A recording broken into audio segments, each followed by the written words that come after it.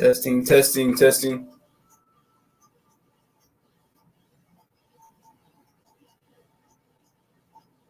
Testing, testing, testing. Come on. Salakia, Israel. Just trying to get started up here, man. Making sure coming through clear on the live. But yeah, man. Before I start this lesson, of course, I want to give all the praise, honor, and glory unto Yahweh, Bahashem, Yahweh Shai, Bahashem, Rachak Wadash. Double honors to the elder apostles of Great Millstone, our teachers. Shalom to you, brothers, pushing and teaching this truth across the four winds of this earth. And peace, blessings, and many salutations be to you, sincere Akyam, Wa Afwath, you brothers, along with you few sisters who are tuning in. My name is Yawana, and Lord willing, coming back at y'all with another lesson, Lord willing, to edify and to encourage and motivate, you sincere brothers and sisters that are tuning in. Right, and basically, the title for this lesson was going to be A Monument of an Unbelieving Soul. Don't look back now, keep pushing, right? Because this is something I want to talk about. I was meditating, man, just, the times that we're in, right? I have a whole note, well, not a whole notebook, but like 2 pages full of just the different key events that have been taking place in the world. And Lord willing, I can get into it in the news type lesson, man, and break some of those things down, right, of what's going on. But as I'm looking at this list, man, it's a beautiful thing to see because, we're at the end of this thing. Right, the scriptures tell us in 2 Ezra, the 9th chapter, that the end is made manifest, and right through the different signs and the different judgments the Lord is bringing upon the earth, the different things that we're seeing being talked about that Esau, Edom, the so-called white man, is about to roll out. Right, we're in very beautiful times, but very scary times as well, seeing as the Lord is going to continue to bring forth mass judgment at an all-time high. Right, but we have to be focused in this time, man. Really remembering and reminding ourselves every day on what we're fighting for, right? And we have a lot to fight for, man. There's a lot of things, that we are to look for concerning the kingdom, right? Concerning salvation, but we have to remember that it's all going to be in vain. Everything we did in this truth for the Lord, all this time we put into this and the sacrifice we made is going to all be in vain if we just give up now. Pursuant to the book of Ezekiel, the 18th chapter, man, all of our righteousness is going to be not remembered. It's going to be disregarded as if it never was if we give up and turn back to the world now. So what I want to do is I want to go to the book of Luke chapter 9 and verse 62. It says, And Yahweh Shai said unto him, No man having put his hand to the plow and looking back is fit for the kingdom of the Most High. You see that? So no man putting his hand to the plow and looking back is fit for the kingdom of the Most High. And really, what is there to look back to, man? Right? Because they pursuant to Second Corinthians, the 4th chapter, right, in the 18th verse, it tells us that all these things that we can see with our eyes is temporal, man. Right? So we're not supposed to fix our mind and our eyes upon the things of this world, but the things that Yahweh Shai, what's pleasing unto the Lord, that's what we're supposed to focus our mind upon, right? And not look back to this world, not having, the mentality of, man, maybe I'm missing out on the world. We're not missing out shit, right? This world is completely wicked, and if you love this world, then the love of the Father is not in you, man, as the scriptures say. Right, this is Wisdom of Solomon, chapter 10 and verse 6. When the ungodly perished, she delivered the righteous man, and she is referring to wisdom, right? She delivered the righteous man who fled from the fire which fell down upon the 5 cities, of whose wickedness, even to this day, the wasteland that smoketh is a testimony, and this is concerning Sodom and Gomorrah, right? The Heavenly Father brought fire and brimstone upon Sodom and Gomorrah and the neighboring 5 cities, right, who fled from the fire which fell down upon the 5 cities, of whose wickedness, even to this day, the wasteland that smoketh is a testimony, and plants bearing fruit that never come to ripeness. And a standing pillar of salt is a monument of an unbelieving soul. Yeah, a standing pillar of salt, which it refers to who? To Lot's wife, and she's still standing there to this day. As you can see, man. See, the scriptures are true, regardless, disregarding what anybody else has to say.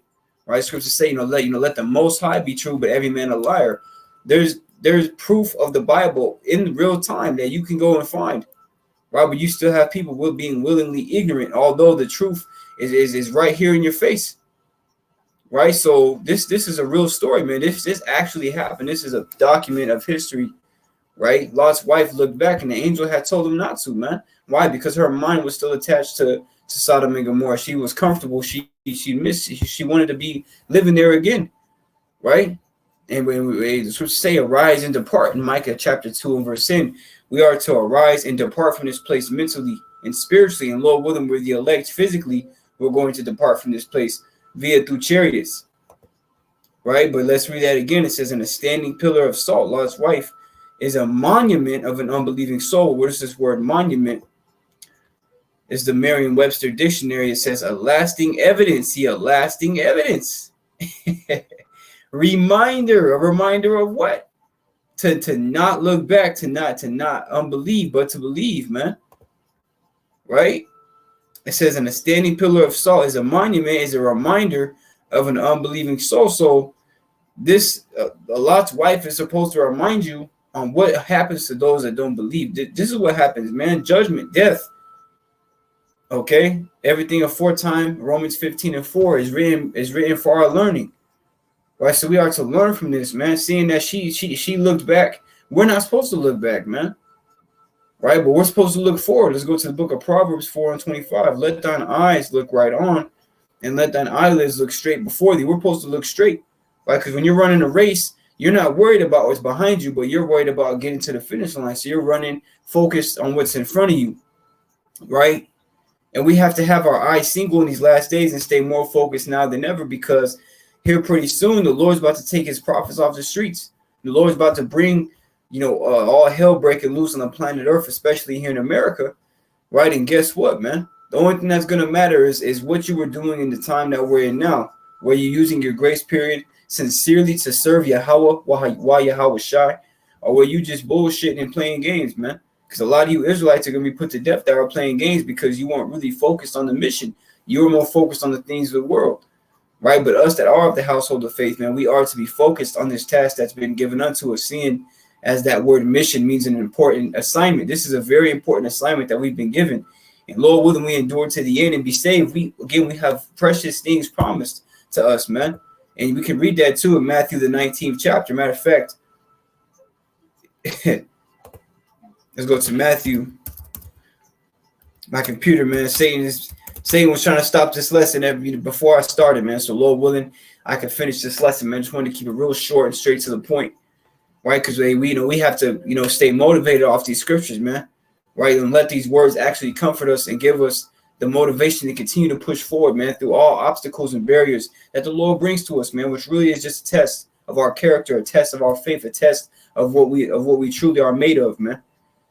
Right? This is Matthew chapter 19 and verse 27. Then answered Peter and said unto him, behold, we have forsaken all and follow thee.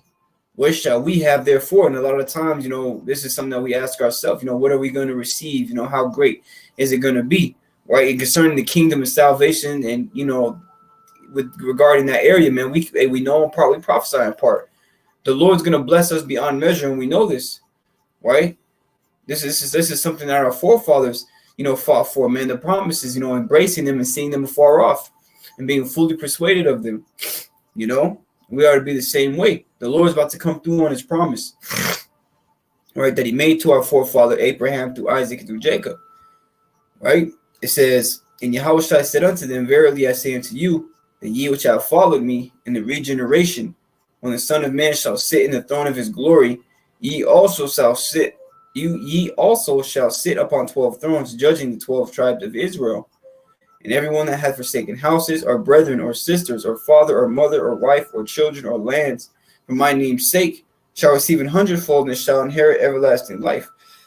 Right, so all of you out there, right, who fit the description, you forsaken houses, whether it be family members coming up against you, or you forsook actual opportunities for buying land and whatever else it may have been, good job opportunities, certain women, right, for the Lord's sake, then guess what, man? You're going to, not only are you going to receive 100-fold of everything that you lost, but you're going to receive everlasting life, right? And this is something that, you got to remember that we're not just going to be in these same wretched bodies, right, enjoying everlasting life. No, we're going to have perfect bodies, new bodies with abilities beyond our own comprehension, bodies that are able to do things that we would never imagine, right? And this is something, again, that we have to look forward to. 1 Corinthians chapter 15 and 51, behold, I show you a mystery. We shall not all sleep, but we shall all be changed. And this word change goes into transform, right? Where the Lord's going to alter us and modify us and put us in a better state. Because right now we know where this flesh is like what Apostle Paul say, man, in my flesh dwelleth no good thing. This flesh is evil, man. And it's a constant battle between our flesh and our spirit. But in the kingdom of heaven, Lord willing, we're the elect, and we receive those new bodies, we're not going to have to worry about the spirit versus the flesh, right?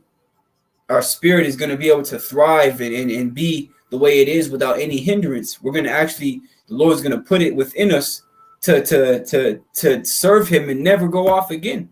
Seeing as the law, statutes, and commandments are going to be written within us, and we're never going to sin again. We're never going to transgress the law, pursuant to 1 John 3 and 4, which is sin. Transgressing the law of the Lord is sin. And we're never going to sin, therefore we are never going to die. Okay, and this is something that we look forward to, man. Immortality, right? Being changed, transformed in a moment, in the twinkling of an eye, at the last trump. For the trumpet shall sound, and the dead shall be raised incorruptible, and we shall be changed. You see that in the twinkling of an eye, right? In an instant, Lord willing, with the elect, when our Lord Yahweh Shai comes back, he's going to beam us up right into a fathership. Okay, it can either be, beamed up into a particular chariot, and the chariot takes us to the fathership, right? Because the elder apostle Tahar had mentioned in Revelation 11 chapter how it says their enemies beheld them as they were receiving to a cloud, and that could be referring to the fathership, seeing as it didn't have an S, which would make it plural. See, so the angels could be commanded to take us and bring us to the fathership, however the Lord sees fit. Lord willing, we just have a spot. We got to give it all we got to secure our spot. Like the elder Kazaki Allah said from the Mississippi Cat, man. See, in a moment, in the twinkling of an eye, at the last trump, for the trumpet shall sound, and the dead shall be raised incorruptible, and we shall be changed. And this is something that we look forward to, man, even pursuant to Philippians, the 3rd chapter, right? The Lord Yahweh Shai is going to fashion, right, our body like unto his glorious body, right? So we're going to be made as Yahweh Shai, right? And again, this is 2 Peter chapter 1 and verse 4, whereby are given unto us exceeding great and precious promises. See, great and precious promises, man. Being told that you're going to receive a new body where you're not going to have to deal with mental struggles. You're not going to have to deal with weak thoughts. You're not going to have to deal with pains and aches and sores, right? And stress and anxiety, headaches. We ain't going to have to deal with that no more, man. Right? And this is part of the good news, seeing as we're telling our people, the ones who are down and out, the ones who are the scum of the earth, the ones who are shit on the most out of everybody, the so-called blacks, Latinos, and Native Americans, which are the Israelites according to the Bible. This is good news for our people, again, which are the Israelites. Right? The Lord's not, when Yahweh Shai comes back, he's not coming to save everybody. He's coming to save a remnant. And not only a remnant, but a remnant of the nation of Israel. Right? This is good news, and this is why the scriptures say, comfort ye one another with these words. Right? Hey, right now we're serving captivity for the sins of our forefathers. But guess what, man? Through the mercy and grace of Yahweh Shai, now that we're being obedient, right? We're doing the things that's pleasing unto the Lord is now going to bring forth that mercy, right? He's going to spare, right, his children in these last days who are serving him, man, and being obedient unto his ways. This is Isaiah 62 and 11. Behold, Yahweh hath proclaimed unto the end of the world. Say ye to the daughter of Zion, behold, thy salvation cometh.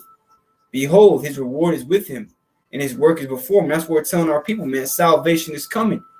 Right? Salvation is coming, but who is it coming for? For the elect, man. It's not coming for everybody. It's not coming for everybody on the earth, man.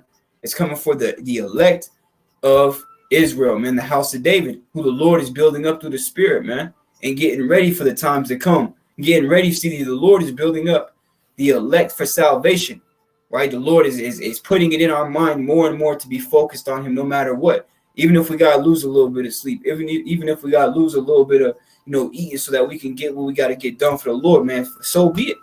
Because at the end of the day, when we're standing in that fathership, seeing the rest of the elect being beamed up, seeing Yahweh Shai, seeing the angels, looking at our hands and we have a whole new body, we don't even recognize ourselves, man. In that moment, everything that we did, we're going to wish that we would have did more. Because the Lord is going to bless us so much that we're going to, man, it's going to feel almost like, man, the Lord's really doing this for us. See, because we're not worthy of it, man. It's only through the grace and the mercy of the Lord And I know I say that a lot because everything that we have and that the Lord allows us to do is all through his mercy and grace, serving him. The Lord's having mercy on us, man. The Lord has to put the spirit in you to have the mentality to not want to look back, but keep doing what he told you to do. Because look at these people in the world, man. The Lord's in control of all things. These people out here that are being bugged out, and the Lord had, before the beginning of time, had written that to be their lot, that they were going to come work at a Burger King, and then they're just going to be destroyed, man. Born in vain. This is why we're supposed to focus on what we need to do to be delivered, and not so much on what's going to happen to the people who don't believe, because it's plain. Take heed and live, or don't take heed and die. I mean, it's real simple, man. Take heed or bleed, man. Lord is not playing. But again, this is why we need to continue to move forward, because the Lord, Yahweh Bashim Yahweh Shai, is about to bring salvation, man, about to bring good to the ones that endured, right? To the ones that continue to fight no matter what the hell they were going through, man. We go through a lot. These damn people in the world think they do the same work as us. No, man. The Lord had made their spirits to do the things of the world. The Lord had made our spirits to do the thing of the Spirit, right? To do the things that the Heavenly Father and his only begotten Son would require. And this is a very special privilege that we have, man, right? To be in this position. This is Jeremiah 32 and 39. It said, for the good of them and of their children after them, and I will make an everlasting covenant with them, that I will not turn away from them to do them good, but I will put my fear in their hearts, that they shall not depart from me. We're never going to depart from the Lord, man, in the kingdom. This is concerning the second covenant, right? That the Lord is going to make with the house of Israel. And this second covenant has not happened yet, man, but it's about to here soon. And Lord willing, we're the first fruits of it. It says, yea, I will rejoice over them to do them good, and I will plant them in this land assuredly with my whole heart and with my whole soul.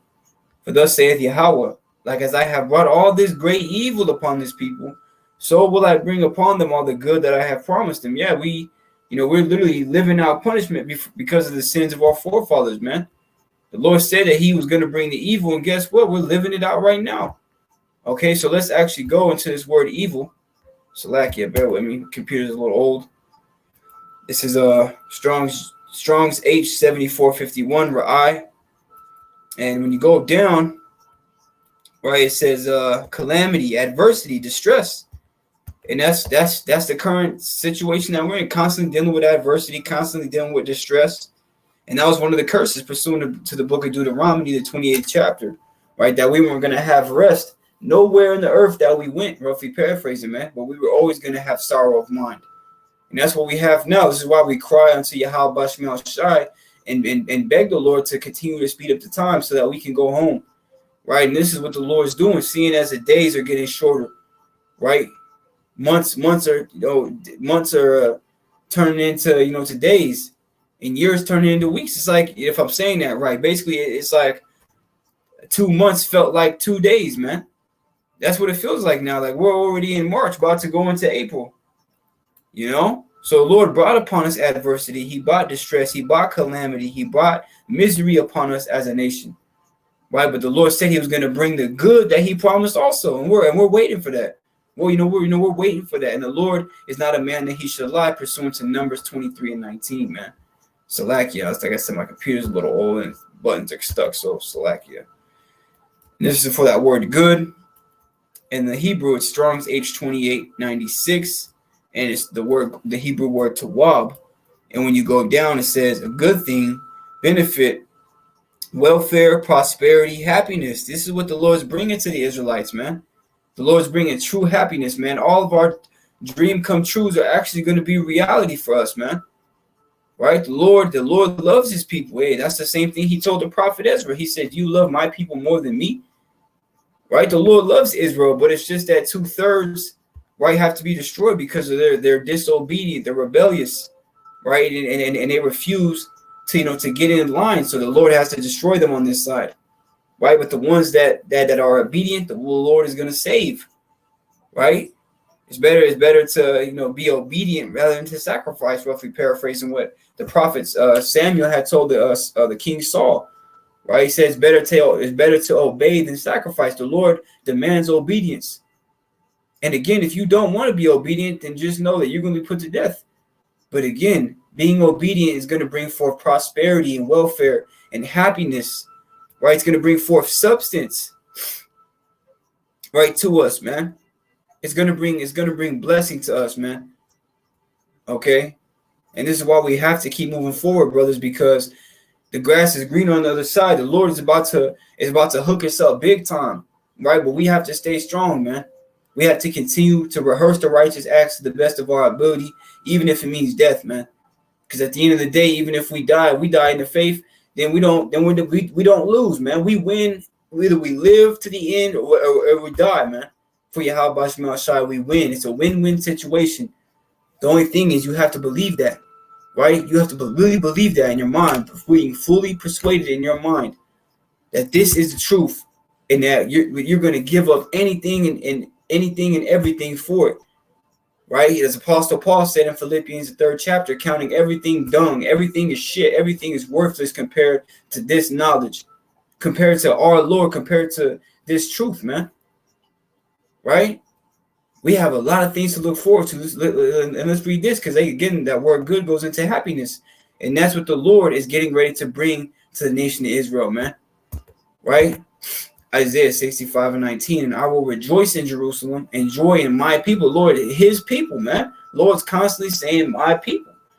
And the voice of weeping shall be no more heard in her, nor the voice of crying. The voice of weeping is not going to be heard in us, man. We're not going to be crying no more. You see, because right now the nation, starting with Esau, Edom, right on down to the other heathen, they're ultimately living in their heaven right now, and Israel is living in their hell. We're living in hell. Hell is the condition and is in a state that we're currently in right now, man. Hell on earth. Hell is not some damn place underground with a red devil and a pitchfork poking you all damn day. No, this is hell right here, right? Especially here in America, man. This place is getting fucking worse. And excuse me for my language, right? This place is getting worse every single day. And you got people, I forget where that was. I want to say it's within the States. No, it's in Italy, right? In Milan, Italy. You got 240,000 plus people marching because the government over there, restricted same-sex marriage, which is a righteous thing. The scriptures go into that, man. A man is not supposed to be with a man. A woman's not supposed to be with a woman. Yet, what do you see? You see that exact same thing, which again lets you know that we're in Sodom and Gomorrah, right? And then in the modern day Sodom and Gomorrah, which, Revelation the 11th chapter talks about how that great city, referring to Babylon the Great, aka America, is known spiritually as Sodom and Egypt. Because the same wicked things that are taking place in Sodom is taking place here, man, at all-time high. Right? So, and that's why we're crying out for all the abominations that be done in the midst thereof. Ezekiel 9:4. We're constantly crying out, man. We're constantly crying out, Lord, how much longer? We're constantly crying out because we want to go home, man. This is not our home. And our forefathers felt the same way, right? Being strangers and pilgrims upon the earth, they felt the same way. See, the whole mission is to get to the kingdom. That's how it's been in every life that we've been on the earth, man. Every reincarnation, we focused on Yahweh Shema Shai and what we had to do for him as long as we live and have breath in our body. And then, Lord willing, with the elect, we die in the faith and we just keep coming back. And no matter how much, we were in the world, the Lord would bring us back to him. Right, because the elect are always going to serve the Lord, man. In every life, they're going to serve Yahweh B'Shem Yahweh Shai. And right now, everybody's standing in the light. All the prophets are back. The prophets are back. The true teachers are back. Right? But nevertheless, we're not going to be crying in the kingdom of heaven. There's going to be nothing to cry about. We're going to be immensely happy. Right? This is Revelation 21:4. And the Most High shall wipe away all tears from their eyes. And there shall be no more death. See, no more death. We're not going to be dealing with death. We're not going to have to see death within our people. We're going to be a nation of immortals, man. All powerful, godly immortals, man. Under Yahweh Yahweh Shai. And there shall be no more death, neither sorrow nor crying. Neither shall there be any more pain. No more pain. And for who, man? For who is this? Who is this for? It's not for everybody. Right? The nations are going to be able to enjoy real food, real fruit, real air, because we're gonna clean up the earth. We gotta completely clean up and maintenance the whole earth. All these toxic chemicals that this devil has sprayed into the air, into the oceans, into the food, into the crops, the soil, all the trash. Because all the trash, it goes to them landfills, and after a certain amount of time, they put the trash and they bury it in the fucking ground, man. So now you got layers upon layers upon layers upon layers of trash that's in the damn ground that's killing the soil, man. So we're going to have to dig all that shit up. Yeah, this devil got a lot to pay for.